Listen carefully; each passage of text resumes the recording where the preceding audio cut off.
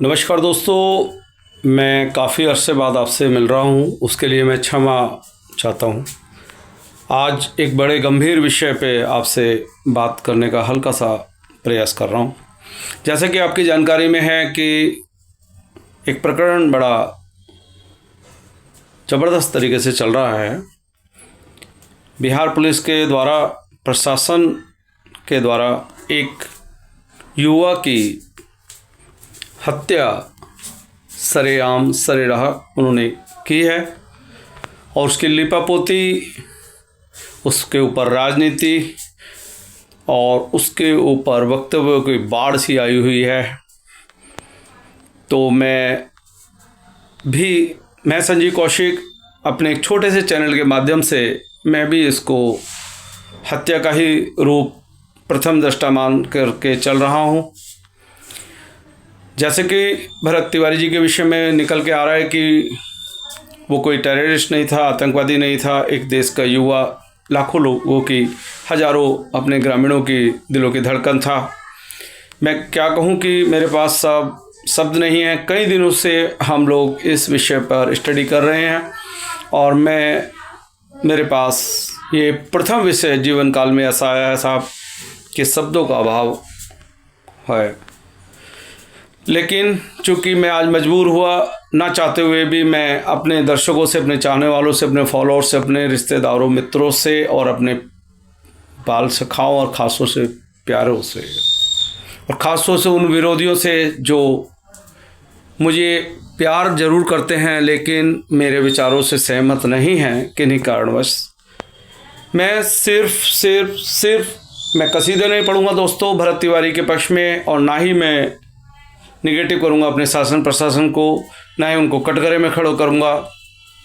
Law and order अपना काम करेगा, जुडिशियली अपना काम करेगी। मैं तो सिर्फ आपसे एक सवाल करना चाहता हूं कि हिंदुस्तान के लोकतंत्र में किसने अधिकार दिया कि आप कोर्ट को बंद करिए, थानों को बंद करिए, चौकियों को बंद करके, और जो व्यक्ति, माना वो आतंकवादी था, माना वो टेररिस्ट था, माना वो देश का बहुत बड़ा, सबसे बड़ा गुनाहगार था, तो आप उसको आफ्टर सरेंडर एनकाउंटर मारते हैं। तो एनकाउंटर का शब्द यहाँ इस्तेमाल करना सही नहीं है दोस्तों। मैं सिर्फ इसको एक हत्या मान करके चल रहा हूँ और मैं गुजारिश करूँगा प्रधानमंत्री नरेंद्र भाई मोदी जी से कि आप इस मैटर को संज्ञान में लीजिए और इसका दूध का दूध, पानी का पानी कीजिए। मैटर आपके पास बहुत हैं, आप विश्व गुरु बनने जा रहे हैं, नो एनी डाउट।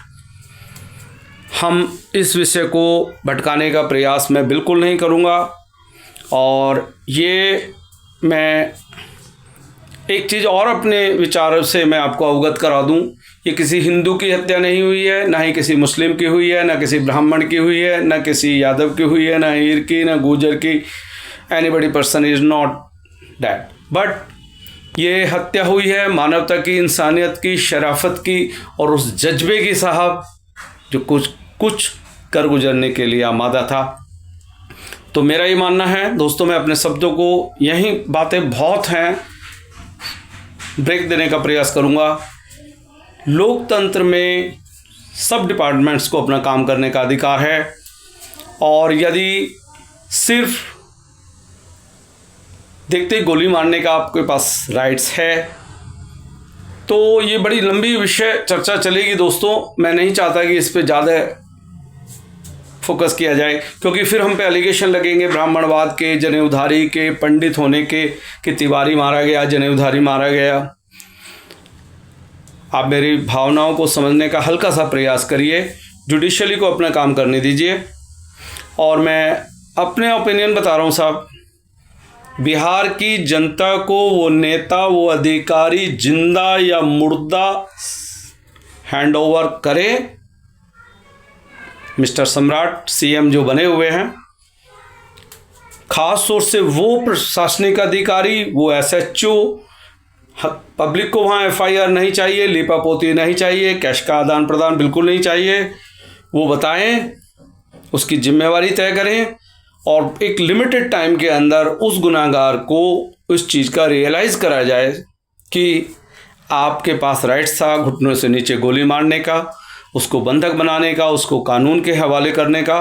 लेकिन आपको अधिकार नहीं था किसी बहन के भाई की हत्या करने का, किसी माँ के बेटे का हत्या करने का, किसी के पिता के और भाई को और पिता के बेटे की हत्या करने का। तो बिहार की जनता के साथ साथ हम पूरे हिंदुस्तान की जनता, मैं अपने दिल शब्दों को यहीं ब्रेक दूंगा।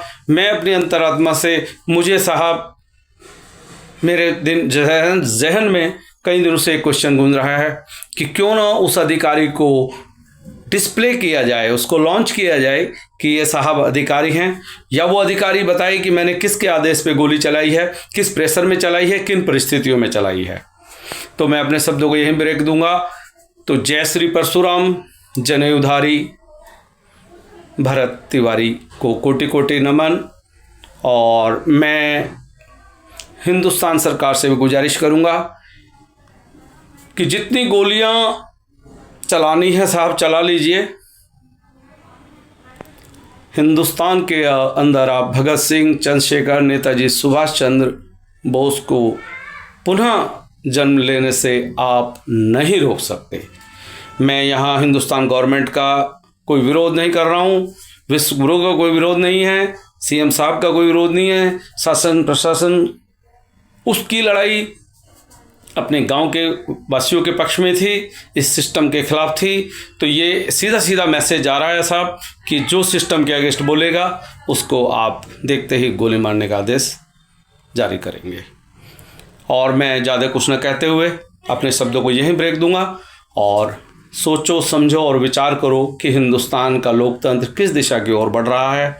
क्या इसी दिन के लिए हमारे नेताजी सुभाष चंद्र बोस ने और भगत सिंह जी ने, राजगुरु जी ने, सुखदेव जी ने, बिस्मिल्लाह खां साहब ने यही सपने देखे थे साहब?